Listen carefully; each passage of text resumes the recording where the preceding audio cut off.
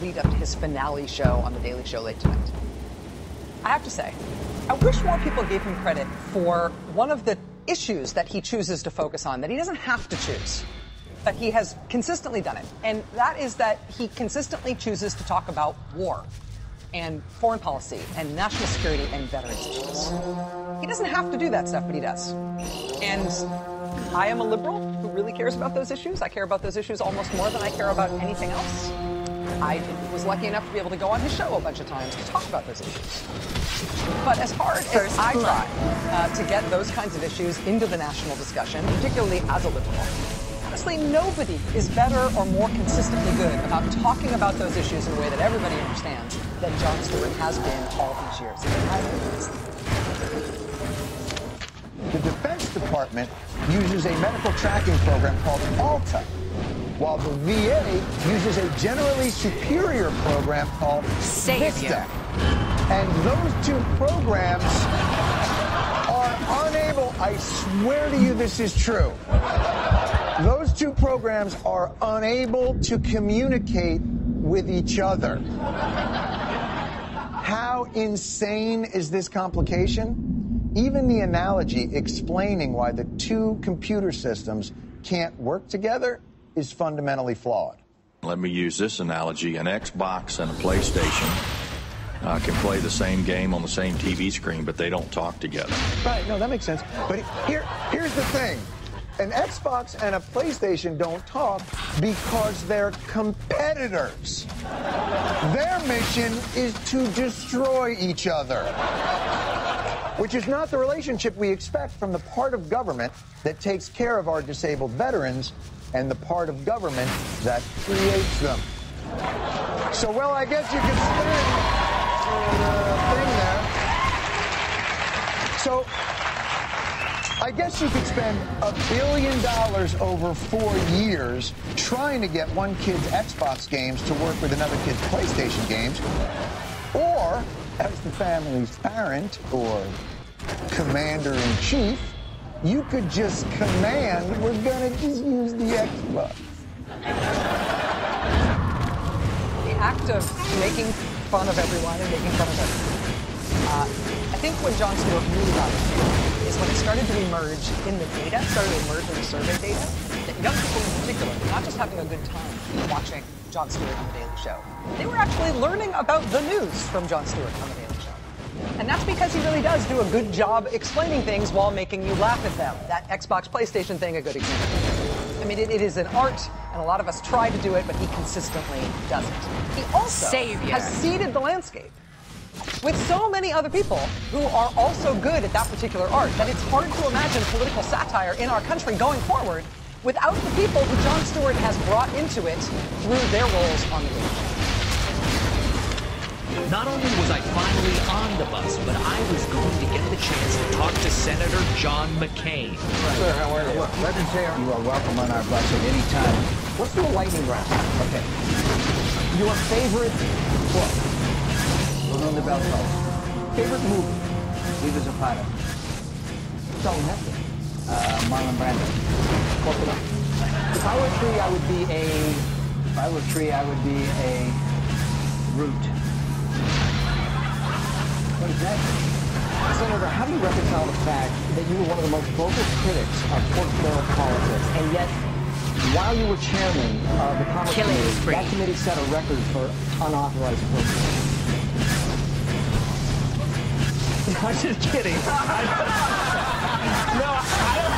I don't even know what that means. Oh, they all laughed at my little question. But two things were abundantly clear. Okay, all right, okay. We're gone. It was the wrong question to ask, and I was going to be walking. Mr. Prime Minister, let's begin in the formal Australian way. G'day. How do you do? Obviously, gun control doesn't work. It can't work. It will never work. So how was your scheme a failure?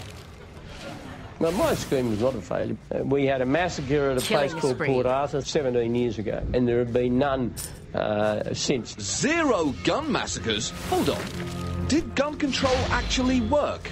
It stopped one thing. That could also be a statistical anomaly. Yeah, it was just their mass shootings disappeared. But there were so few of them. Whoop-de-doo. Whoop-de-doo? Yeah. Whoop-de-doo. Yes. Mass shootings were rare anyhow.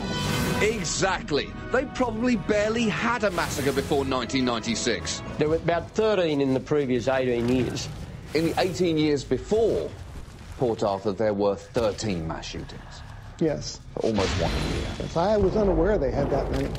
Mass being, what, more than 2 people at a time? More than 4. More than 4. Okay. Whoop-de-doo. Finally, it was time for Bush in the round. He's waving. And he has a blue tie. I accept your nomination for president of the United States. He accepted. I didn't know he would accept. It was touch and go there for a while because Pataki rocked the House so hard. They could have given it to Pataki at the last minute. I would have understood if Bush had said, no, Pataki rocked the House, give the nomination to Pataki. But he came out and he grabbed it, and that shows decisiveness and leadership. Members of both political parties, including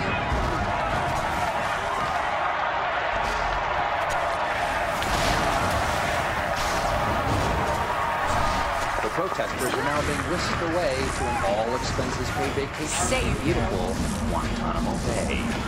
Killing spree. Stephen Colbert will soon take over for John Oliver has his own very successful satire show on HBO now. Steve Carell is frequently Steve Carell. The Daily Show with Jon Stewart ends tonight. It is hard to imagine our political discourse without him. Not just because of the way he shaped the rest of satire, but because of the way he's also shaped the news and politics. Savior. By being both of it and against it, too. And there's a reason the President of the United States did so many Daily Show interviews, and Bill O'Reilly couldn't say no either, right? You couldn't afford, you have never been able to afford to not take him seriously, even as he insisted he wasn't being serious. If you are a liberal in particular, but really for all of us, the Daily Show ending tonight is the end of an American era, and it is the end of an era that, honestly, I do not want to see. There's a lot else going on in the world right now, I swear. I'll have a lot on all of that, but we'll have a lot on this episode. Unstoppable. We've got an update on how the kids' table debate went over at Fox News tonight. We'll also be talking more about Jon Stewart. When Jon Stewart signs off tonight after 16 years on The Daily Show, we're not only going to be losing the funniest pseudo-news anchor on American television, we're also going to be losing one of the best interviewers ever on the air. Jon Stewart himself, though, does not consent to doing many interviews, to being asked questions by other people. But he did do one of those with me. And some of that is next.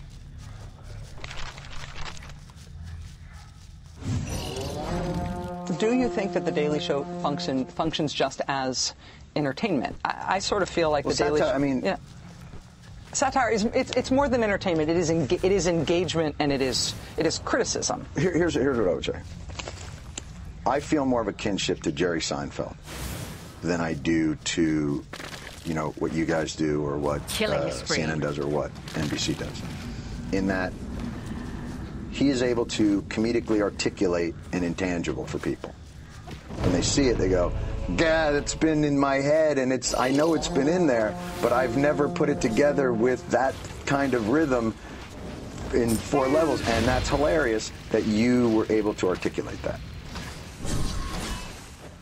He is a craftsman at that. Like he's the best at being able to craft those moments of sort of these intangible, esoteric things and put them together into something that really connects with people.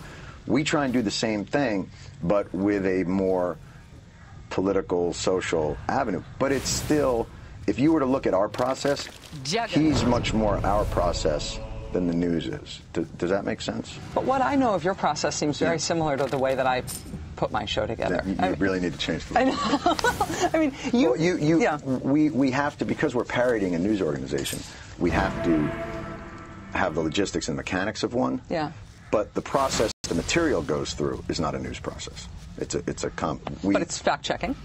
Well, we do that, though, not to be journalists. We do that because it wouldn't be that funny. If it was a lie. Yeah. People would be like, I think it's pronounced Baltimore, not Baltimore. And, you know, you do that because untrue things stand out like a sore thumb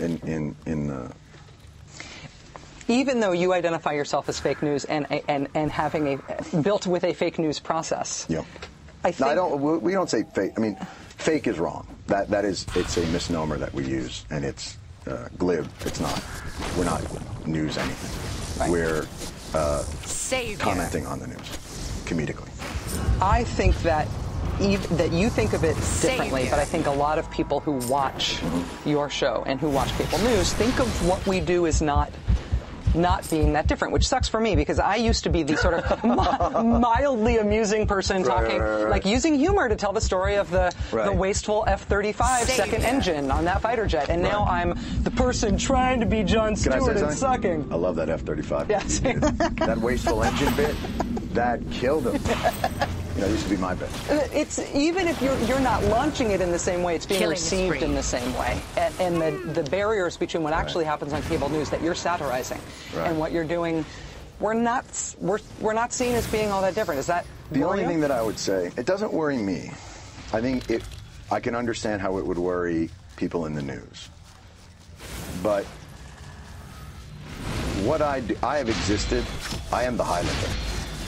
There has been a form of me around in forever, a comedian who, with political and social concepts, criticizes them from a haughty yet ultimately feckless perch, throwing things like that. The box that I'm in has always existed. The box that you're talking about, I think, is new, and so I do think. If that's moving towards me, that's okay, but I really feel like I'm on pretty solid ground with the footsteps of my ancestors. That's all, I don't happen if the Smothers Brothers don't happen. Bill Maher, those guys all paved a way for something that I do, but that's always existed. Jon Stewart is doing his final episode tonight of The Daily Show. And yes, there's the first Republican presidential debate tonight, too. But honestly, Jon Stewart signing off after 16 years is the thing that's going to go down in history about tonight. The Daily Show happens on a news-like set. When he retires tonight, they're moving the whole set to the museum in Washington. Mr. Stewart told me in that interview we did a few years ago that calling his show fake news was not exactly the right term. He wanted his show to be seen as comedic criticism of the news, not as news itself. But that doesn't mean that people haven't been getting their news from Jon Stewart happily for a lot of years now. And then Jon Stewart and Stephen Colbert pushed it further. Remember when they did a real live Washington, D.C. rally as a way of making fun of Washington, D.C. rallies by holding a Washington, D.C. rally?